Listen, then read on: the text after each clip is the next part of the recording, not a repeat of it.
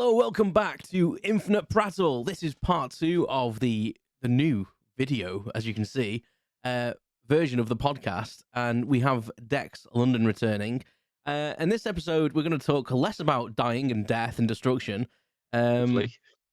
We did it in an uplifting way. I feel, No, I or think it from was a cynical positive. way. I think it was. I think it was. I think it was reflective. And this episode, we're going to talk about what Dex is venturing out to now. With his voice acting career, which is hopefully going to blossom and bloom soon, and we'll talk about how he's doing with that and what Oh he's dear. discovered so far. So let's talk about that. You're listening to Infinite Prattle with your host Stephen. Thanks for joining me for unscripted, unedited, everything. Welcome back, Dex. Thanks very much for joining me.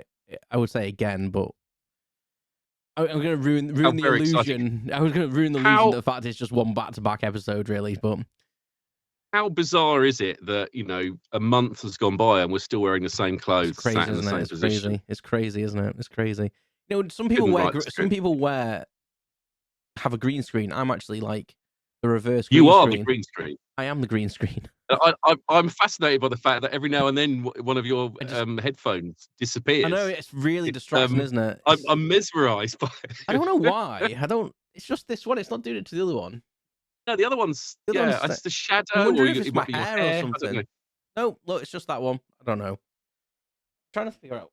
No, there's nothing behind me that would be doing it. I have no idea. Sometimes when you turn sideways, half your head disappears as well. It's that happens in real life as well. So just really inconvenient. Just morph into a different dimension. Crossing the road, just a nightmare. So, really careful. In the last episode, we kind of talked about we didn't really want to give too much away about the podcast, but the whole podcast, Phoenix from the Flame kind of theme for it, and about how that your first few episodes about the podcast are about that and the career changes you've had, etc. And go and listen to the podcast. Seriously, it's very, very good. And if you only want to listen to one of them, episode 4, they get better. And the last episode 4, I feel is one of the shorter ones. I've not listened to episode 4 yet, actually. So it's also better. Yes, go on. But I've not listened to episode 4 yet. So all right. Oh no. So this will go out a couple of weeks after the previous episode as well. So you'll probably be on like episode 6 by the time this goes out. So yes, by the time this, yes. So don't commit to anything. Episode 6 is the best. Episode 6. Oh, crikey! Could you believe? So again, genuinely not just saying it because he's on the podcast. His podcast is very, very good, and I highly recommend it. But what we're going to talk about this episode is your new venture into voice acting would be the correct term for it, I think. Oh well, voiceover. There's a huge debate on that. Yeah. Oh, is there? Have I prodded the hornet's nest? An interesting industry, because there's some people. So the term, which I always find really weird, is voiceover. Right Yeah. now, voiceover to me is the thing that you do. Yes. I've just created a voiceover for this product, right? But it's used as a noun, so people call themselves a voiceover, a VO. Yeah. Right. It's a bit like calling yourself a marketing. To me, that's bizarre. A voiceover what? Because I always thought it'd be like voiceover artist or voiceover actor. So I quite like the term voiceover artist because I think it explains everything. Yeah. Right.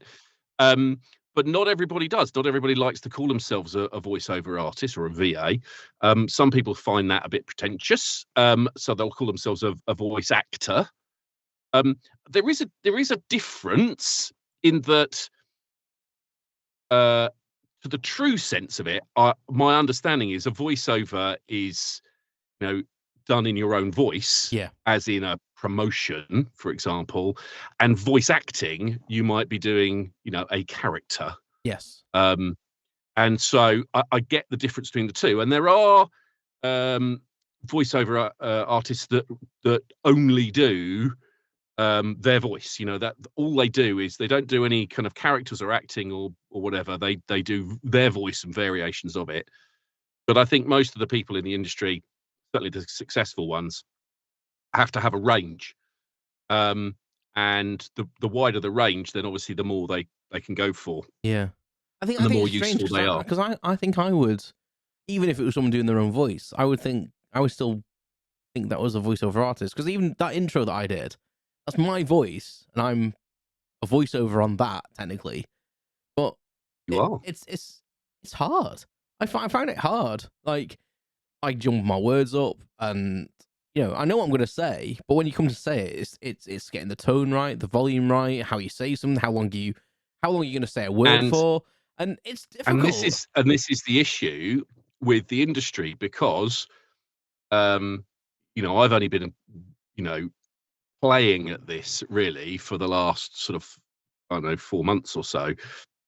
There's people who've been doing this for years, and what they found when COVID hit was an explosion of people going, "What can I do from home? Yeah, Oh, I know, I've got a voice, therefore I can do a voiceover."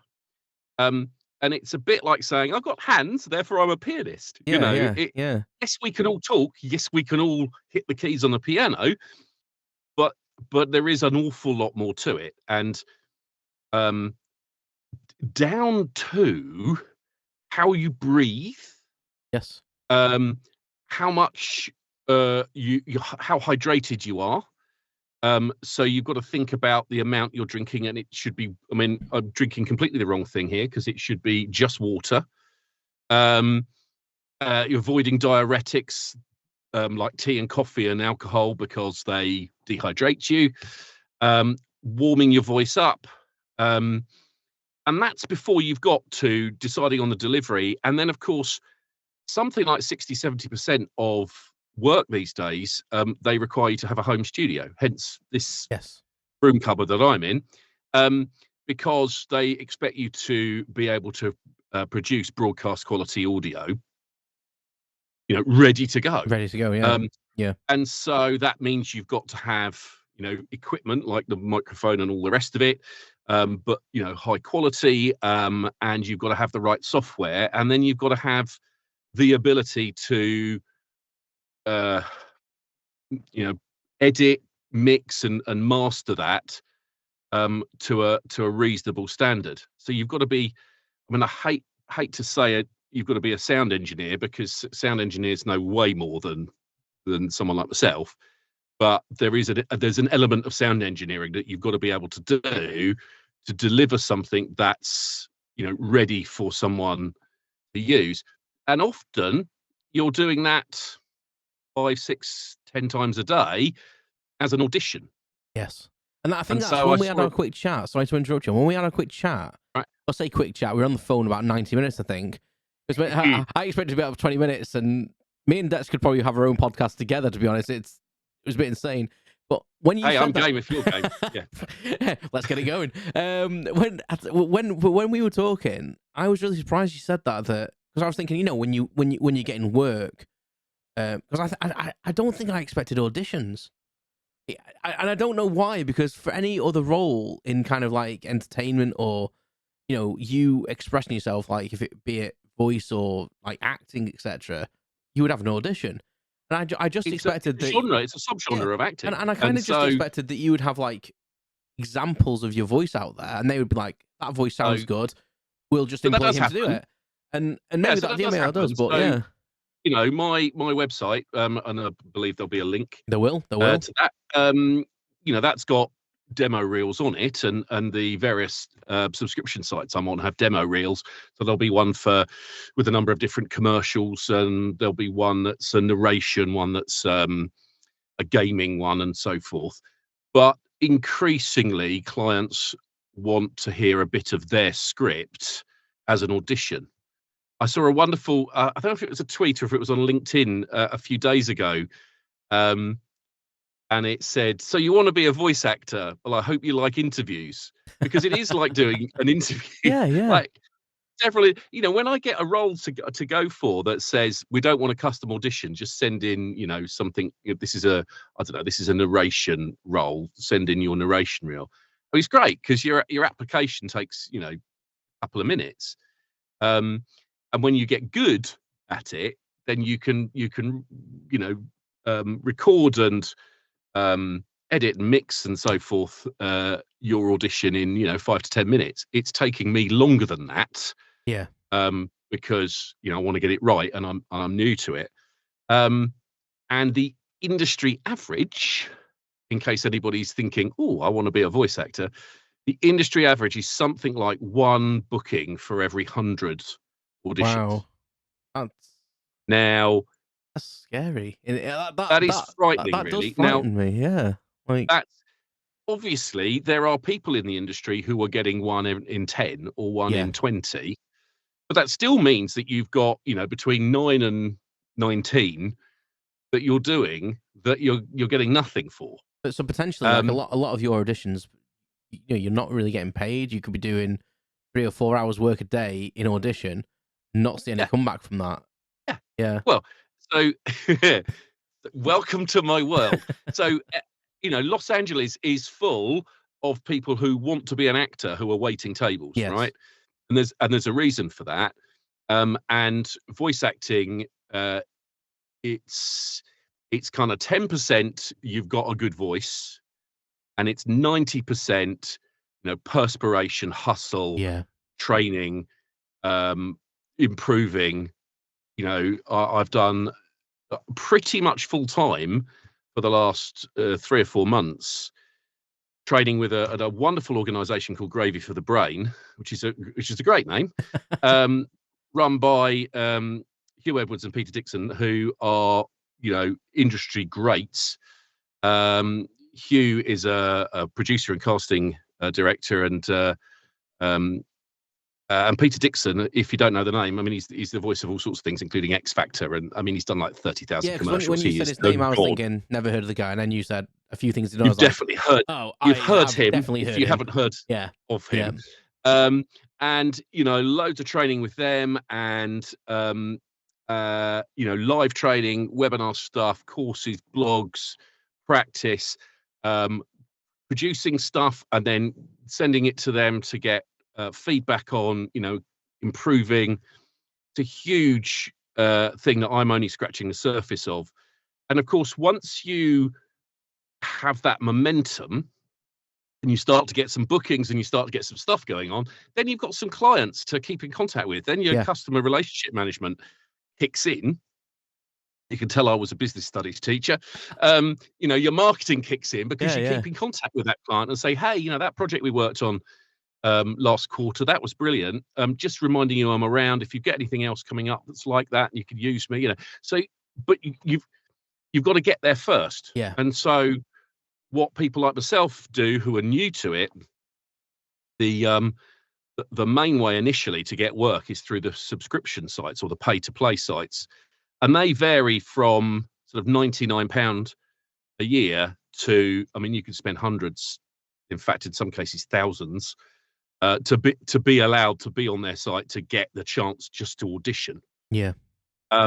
There is some work going on by Equity at the moment, the Actors Union, to try and change the rules, because the rules in the UK at the moment are that it is illegal for a recruitment firm to charge the candidate for looking for jobs. Right. They can only charge the client, except in the entertainment industry. It's the only industry that's specifically excluded from that. And the argument from Equity is that the client should be paying. They're the ones, they've got the budget for their whatever. They should be paying just like every other client would pay. If you want to recruit someone for your business and you go to a recruitment agency, you don't usually pay them up front. You'll pay a percentage of the fee. So there's work on that, but at the moment it's the would-be voice actor that pays.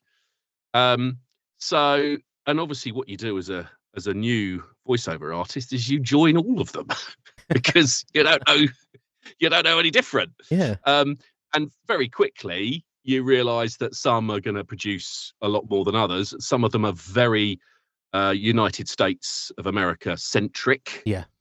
Some of them are more, you sort of have more roles for British accents. My American accent is not good. It's so I don't even try because it's no good. It's not the sort of you can't do an accent that you could get away with your mates, but not professionally. Yeah. You know, it has to be really rock solid. Otherwise, there's no point doing it. And so, you know, I attempted it, checked it out with someone who knew what they're talking about, and he was like, no, don't do an American accent. Now, I'm not saying I'll never be able to do it, you know, but I need training to get to that point. Yeah. But, you know, obviously, if you're American, you have that naturally. And obviously, there's lots of different American accents, but the kind of neutral American accent is very much in demand because America's a big place. Yeah.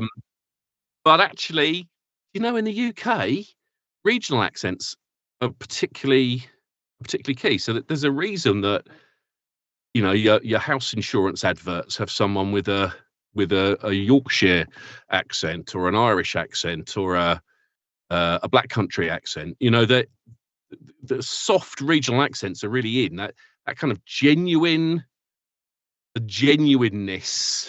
the Well, the call authenticness is the real.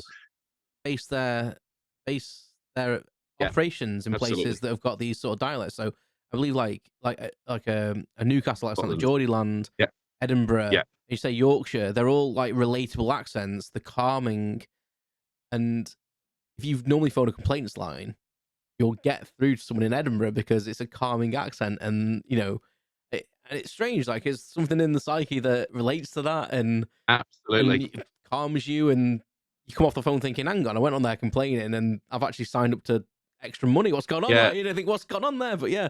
So, but that's so So interesting. Like how you know how you go about it. I don't you know the whole. I never even think about the accent thing really. About you know, I know we spoke in our pre meeting about accents, but I never even thought about an American accent or you know world dialects kind of thing, and yeah, doing like South African or anything like that. Like you know, there's you know, and there's voiceover work for all sorts of people. You know, so the jobs that come up, there was one recently that came through, and I thought, well, I can't do that because as well as speaking English, you've got to be able to speak Cantonese all right. fluently. And my Cantonese is really ropey.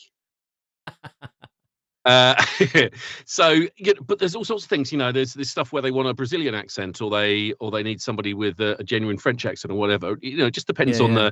the. There's a role for everybody, whatever accent they naturally have, and the really good voice actors, if you want to call them that, voiceover artists, you know, they might have a Midlands accent, but they're able to do, you know, a London or a C pronunciation, you know, an RP accent, or they're able to do a broader version of their own accent, or maybe a Liverpool one. But you know what it's like if somebody does an accent and it's slightly off. Really, you really notice it. I find it with Northern Ireland accents, you know, in films because obviously my mum's from Oh Northern no, Ireland, no, oh no, and if you like if you hear an accent in a film and someone's meant to be like from Belfast or especially like the strong like Shankill accent, you either have to nail that or you sound ridiculous. And there's a few films out there. I think In the Name of the Father's one of them where I can't remember what actor it is now, but he's got the most terrible Irish accent. And I think Brad Pitt had an Irish accent in one of his films, and it was awful as well. And it's just, you know, So was this? I think was it Lockstock was it Lockstock? he was I in, wanted where to say that, and he was a traveller, he wasn't he? was, yeah, And he and it's not English, it's not Irish, it's just bitey. that's like, Um, and the thing is, he gets it sometimes, but when he gets it slightly off, I suppose it's like hitting a bum note, isn't it? If you're playing the piano or guitar and you hit a bum so, note, it's really yeah, obvious. so the one that stands out for me as being on point the whole time, and I can't remember his name, um, but the is it The Waking Dead? The Walking Dead. The Walking Sorry, The Dead. Walking Dead. Oh, There's the one that plays a policeman. Yes. Now he was in Four Weddings and a Funeral. I can't remember who he is. Someone will look this up now. This is the power of Google, right? Is But he the one? I've just googled it. Is he the one that plays the main like the main the main protagonist? character who was the policeman. He's called Andrew Lincoln. Apparently, I would never have known Thank you. that. Now my son thought he was American because Yes, my son's 15. He's only seen him in that film. in that. in that program, like, in that yeah. series, right? But I was like, no, no, no, he's the he's the guy in, you know, in all these sort of British kind of, you know, um, very, very British sort of films. And he's obviously had a voice coach, and you know, he's got this American accent that's not over the top, but that's believable, that he sustains throughout, you know, a really long series Yep. in all sorts of stressful situations. It's incredibly impressive. But I can't get you know, I can't get away from the fact that I'm looking. If I was only listening to it, it'd be fine. But I'm looking at his face, and he's so British, Yeah. and yet he's got this amazing accent. It's a real skill, and um, the thing with I think the whole thing with the voiceover thing is that there's a niche for everyone, right? Yeah, So yeah, you yeah. tend to think of voiceovers as, you know, coming tonight, you know, that kind of continuity announcer.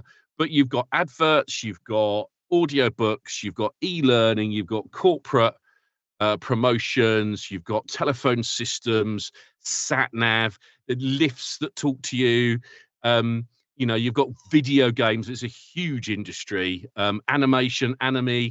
Sorry, anime. You know, you've got this masses. Yeah.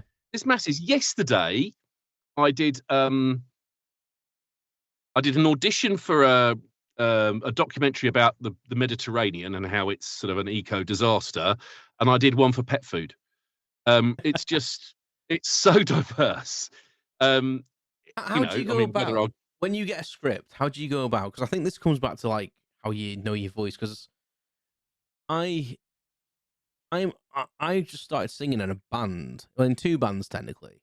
Like ooh, I was gonna, weirdly enough, I was gonna. It comes back to what we were saying in the first episode. Really, I was thinking about doing a podcast about how things you didn't achieve, and I was thinking I always wanted to be in a band, and I'm going to turn 40, and I've not managed to be in a band by the time I'm 40. And then weirdly you look enough, like you're in a band. and thank You've you. got the I've got, you've got the band look, I've got the band haven't you? look. My God, And whether I've got the vocals, I don't know. Well, apparently they say I'm all right, that's so apparently I'm secondary. okay. So There's something called auto tune. It's also fine. dual auto tune anyway. And everyone's pissed when if we play anywhere. So I'm hoping we come on late and everyone will be too pissed anyway. But the What do you play? What do you play? I'm the singer. So Oh, you sing, you yeah, play so I'm your the voice. singer. So Right, what? yeah, okay. So what I'm thinking about is when it kind of relates back to the first one, how things like link together. Like I was going to turn 40, and then I got invited to join a band, and my podcast was going to be like, oh, the one thing I never did before I was 40 was, you know, I play musical instruments and stuff, and I never got my arse into gear to be in a band. And then before I know it, I was actually in two bands, and then I turned 40, and I was like, what the hell happened? But anyway, but I think that's what I'm relating to. It's like I get a song, like, and it's all about learning how I used to sing when I was younger, and then you know go busking and stuff, and I thought I was quite good, and then I kind of got out of Just it. go busking. Yeah, I used to go Oh, busking and wow. stuff. So I thought I was quite good, but I've got quite low confidence level. So even if someone tells me I'm good, I'll be like, eh, You're gonna have whatever. to sing that. You Yeah, know you're gonna whatever. have to sing I'm on not. it, I'm aren't you? definitely not singing You on are it. really. No, I'm No, definitely you not are. singing on it. You are. Maybe I'll put a snippet on social media for everyone to listen to. Okay. Because All right, we'll sell but I got to warm my voice up. Anyway, so that. so so thing what I'm getting. So I've kind of had to relearn my voice again because I know I can sing. I sing in the shower and I think, oh, that's okay. And some days I'm better than others, and some days I feel like my brain does not talk to my voice box. But I think one of the things when I first started singing the band is you sing the song how you think it should be sung, as in the way you've heard it. So you were talking about like you initially say you do a voiceover for an advert. You kind of hear, for me, you'd hear like the movie announcers like Yeah. coming this In a summer. world. You know, exactly, yeah. So I'm singing the song thinking about like we're singing. We've got a Moon Age Daydream by David Bowie. Oh, So lovely. you Yeah. you Okay. immediately think singing like David Bowie, but I'm Yeah. getting to the point now when I'm getting that out of my brain. I know I don't sound Yeah, like I was David gonna say Bowie, because but that's not setting but your but sights really exactly, high at but all, is it? it's kind of like the regional Fine. dialect thing because you can't help but go Oh, yeah. David Bowie kind of thing, like you're trying to sing like that. But it's also learning how to use your voice and knowing how loud you can be and where to where to put that strength in and stuff. And I feel like I'm getting there a bit now, but it's taken me probably like 2 months of practices to start getting confident with how my voice sounds. So that's a lot of the long-winded way of saying it is when you get a script and you read it and they say it's for cat Oh, there's a food. question. There's a question at the end of this, right? I got there in the end. So you get a script and it's for cat food, and they say this is the words what we want you to say in the advert. Yeah. They don't maybe not give you any kind of prompt or anything. There might not be any direction.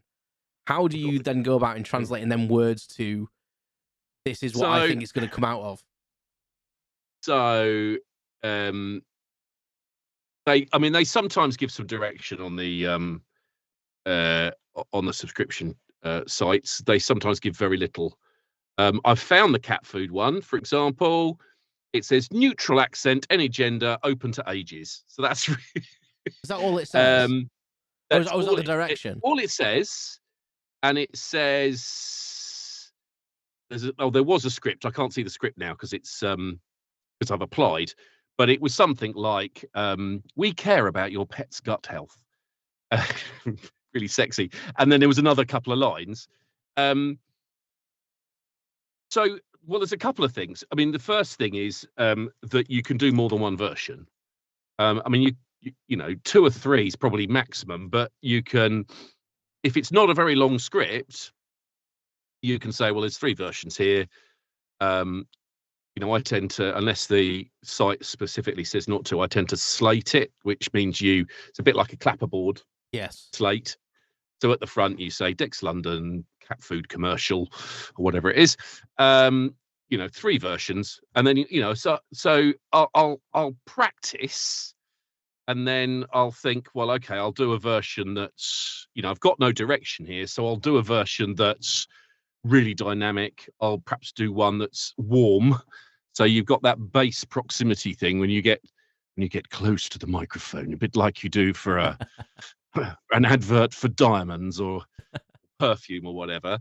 And then maybe a big smiley one, you know, or 2 or 3 different versions. But yeah, because I suppose your facial expressions when you're doing it probably help you get that across. Massively. If you smile when you talk, people can hear it. Exactly. If you're actually smiling when you're doing it, it would probably come across a bit more, wouldn't it? Yeah, exactly. It does. Yeah. We care about your pet's gut health. You know, it comes. I mean, probably not those words, right? But yeah. Now, sometimes you get a bit more direction. So sometimes they'll say, I mean, I had one. Got this other thing here, which I think. Yes. Yeah, so this one had a bit more. This was for a shoe retailer. Okay. Very exciting. The diverse and exciting world of voice acting. And it's you sound like Gordon Britas then. Do you remember the British Empire? I do remember the British Empire. Fabulous. It says this must be a UK native voice with a neutral or soft regional accent. The voice needs to be bold and fun, and bold and fun are in capitals. Okay. Delivering a confident, positive, upbeat, and enthusiastic read. The read needs to flow with rhythm and provide dynamic vocal range to emphasize key messaging. And then it's kind of leaving you to. I suppose that's leaving you to interpret what the key points of the script would be then. But well, yeah, I mean, the script was. I mean, I'm not going to read it to you because it obviously gives away the brand. Yeah, but definitely. It's 1, 2, 3, 4, 5, 6. It's 7 lines. And obviously, the final line is a call to action, the good old CTA. Yep. You know they're after a dynamic read. You know they're not after, come to our store and buy some shoes. They're after, come buy shoes. They're exciting. I'm sold. They really are. I'm sold. I'm going there now. Yes, buy shoes now. Have you got feet?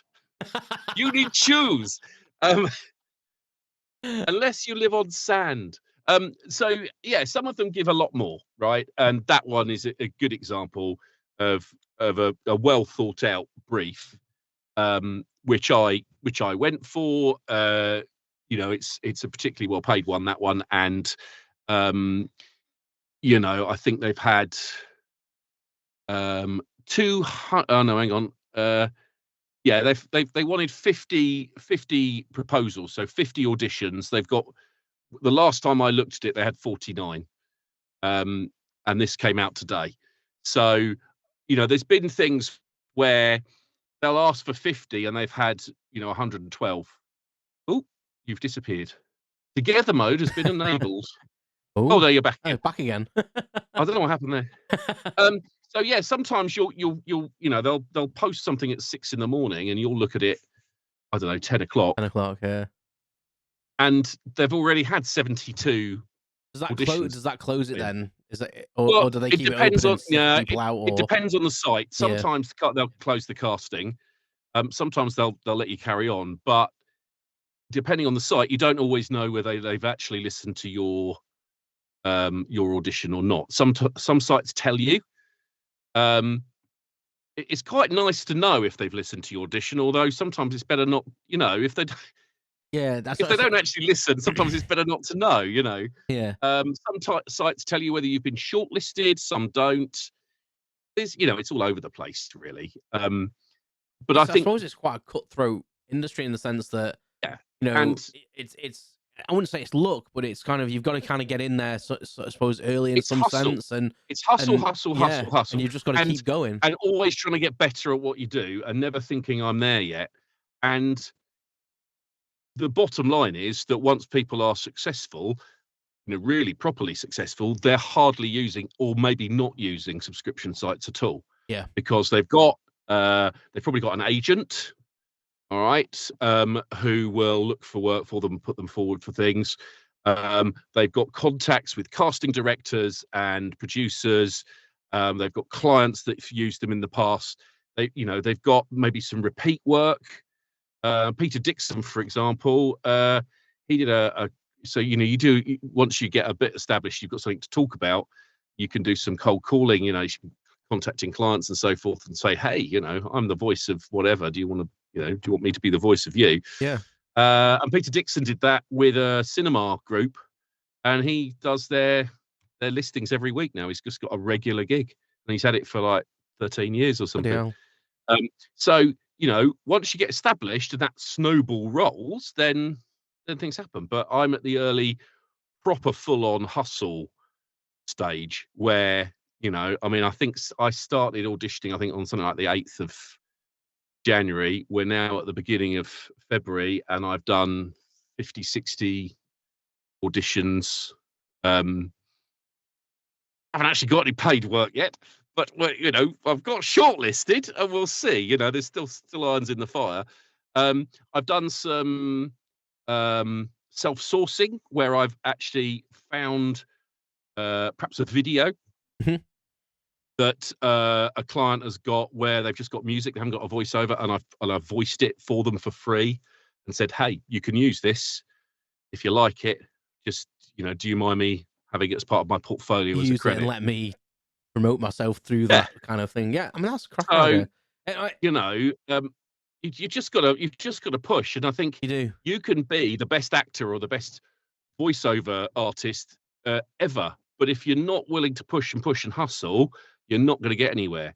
Equally, you can be pretty average and do really well because you're putting a lot of effort in, and I think that's often the way in all sorts of, it does not just acting or voice acting. I think that's the case in all sorts of things. It's the 1% of people who get picked out of a crowd to star in something amazing. That's that's not uh, a thing you can rely on. It's like a lottery win. Yeah, definitely. It's like saying, well, I'm going to win the lottery, I don't need a pension. Um, what you've got to do is you've got to go out and find it and push it. And the people in any industry that go and hustle and push are the ones that ultimately are successful. And then it looks easy, right? And when you see Peter Dixon voice something, like, well, with some of the webinars we've done, he's got various of us to voice things, and we'll all have a go, and then I'll go, oh, you could try it like this, and he'll do it, and you just think, that's so obvious, that's so easy. And of course, it's like anything. If you think about the job you do, right, it probably looks easy to people looking on, but it looks easy because you're good at it. Yeah. Yeah. And that's the same with everything, right? It Exactly. looks easy until you, like the singing, right? Until you start doing it and think, well, different when I'm in the shower and I've got those acoustics and I'm It is. the It only is. person that's got to keep up with me, And yeah, and you know? you're quite correct. Like when especially when you're collaborative like that, and you got to keep up with the band, or the band's got to keep up with you, and vice versa. It becomes a different story, doesn't it? It becomes a massive different thing. But I think you're fantastic, Dex, and I wish you all the best in the world for it. Well, thank you And very much. and I think I might take you up on doing another podcast later on. it'd be nice. Just talking random crap. I think I can have you as a guest on mine. We'll just rotate. We'll just rotate, right? But we'll just swap sides, right? And I'll have a starry background. There you go. You can have a microphone you keep knocking, and it'll all be good. Well, all the links to Dex work will be in the description. Go and check him out. Definitely listen to the podcast. You have some examples of your voiceover work in episode podcast 3, I think, some. Yeah, so there'll be some in podcast 5 as well by the time this comes out. So yeah, definitely. And if you know someone that needs a voiceover artist, consider Dex. I might even do it. I might even do it for free. Just to get it on my portfolio. There you go. I tell you what, special deal. If you mention Infinite Prattle, you get it for free. How about that? Hey, so there we are. Bloody hell. Maximum of 5 clients. I was going to say, if you have some terms and conditions in the description as well. Those conditions apply. That's brilliant. Thank you so much for joining me, Dex, on the very first video call guest episodes. It's been fantastic. I wish you all success, and I'm sure this won't be the last you'll see of us together on a podcast. I'm sure. I think it's just been so easy to chat to each other, so it's been brilliant. I can't believe that. Exactly. Well, we're nearly on 36 minutes. I think this is going to be the longest episode ever. Yeah, I know. So I keep saying to everyone, I'll keep them shorter. I'll keep them shorter. So we could end up with 3 episodes out of this. Must be some rubbish you can cut out. Hey, I don't edit, so it's all going in, mate. It's all going in. It's said it in the intro, yeah. Excellent. Okay. So right. Marvelous. Thank you very much, Dex. Thank you everyone for listening. Very welcome. And check out the description for all Dex's links, and go and check his socials out, and go and check out his podcast. It's fantastic. So we'll end it there, Dex. Thank you very much, and I'll speak to everyone soon.